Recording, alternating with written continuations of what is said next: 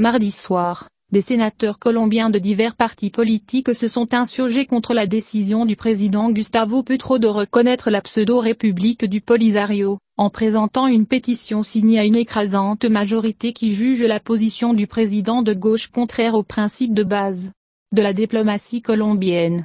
Dans son discours, suite à la lecture de la pétition par le secrétaire général du Sénat, Gregorio Elgash Pacheco, le sénateur Germán Blanco Alvarez, membre du Parti conservateur, au pouvoir, et ancien président de la Chambre des députés, a critiqué la décision du président Gustavo Petro qui nuit aux relations diplomatiques et économiques avec le Maroc. Au cours de cette séance plénière, le sénateur a évoqué les différents accords signés entre le Maroc et la Colombie, dont l'accord d'exemption de visa, ainsi que les avancées enregistrées dans les relations bilatérales, dont la viabilité est désormais menacée par l'ingérence colombienne dans les affaires intérieures du royaume. Pour M. Germán Blanco, l'État colombien ne doit pas s'immiscer dans les affaires des autres États. Cette entité, le Polisario, n'est rien d'autre qu'un mouvement séparatiste. Il a ajouté que ni les pays arabes ni les Nations Unies ne reconnaissent cette entité parrainée par l'Algérie, qualifiant le Polisario de mouvement séparatiste et terroriste, et dénonçant le fait que la Colombie rejoigne une poignée de pays comme l'Algérie qui reconnaissent l'entité fictive. Il a souligné que le président colombien, qui a découvert un document datant de 1985 pour justifier sa décision de reconnaître l'entité fictive, doit savoir que la carte géopolitique du monde est complètement différente aujourd'hui. Il n'y a plus le mur de Berlin. Et il n'y a plus d'Union soviétique, le contexte politique du monde était complètement différent à l'époque.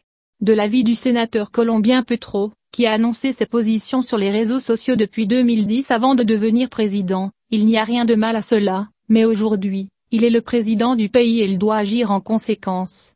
Il a poursuivi, aujourd'hui, nous ne pouvons pas nous permettre, dans un pays démocratique comme le nôtre, de reconnaître un groupe séparatiste comme un État, de nuire aux relations avec le Maroc, appelant le ministre des Affaires étrangères à reconsidérer cette position.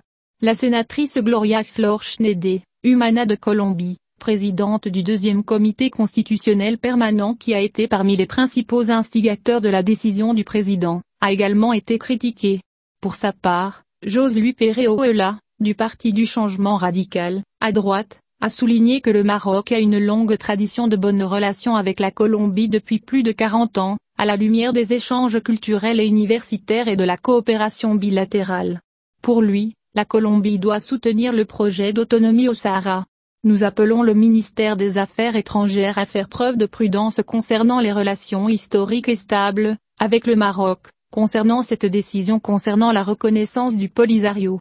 À son tour, la sénatrice Paula Holguín Moreno, centre démocrate, a exprimé le soutien de son groupe parlementaire à la pétition signée par l'écrasante majorité de 62 sénateurs sur 108, notant que le Front Polisario n'a aucun statut officiel auprès des Nations Unies.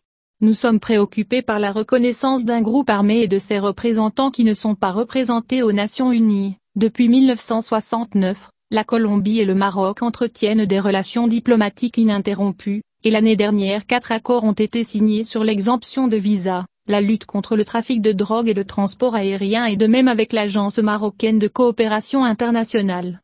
Elle a ajouté que le Maroc avait présenté en 2007 une initiative pour résoudre le différend sur le Sahara. Nous savons que les relations diplomatiques sont une responsabilité constitutionnelle de l'exécutif, mais nous savons que nous, en tant que parlementaires, avons une obligation à l'égard de ce sujet sensible. Il s'agit du droit à la souveraineté et c'est une question entre les mains des Nations Unies.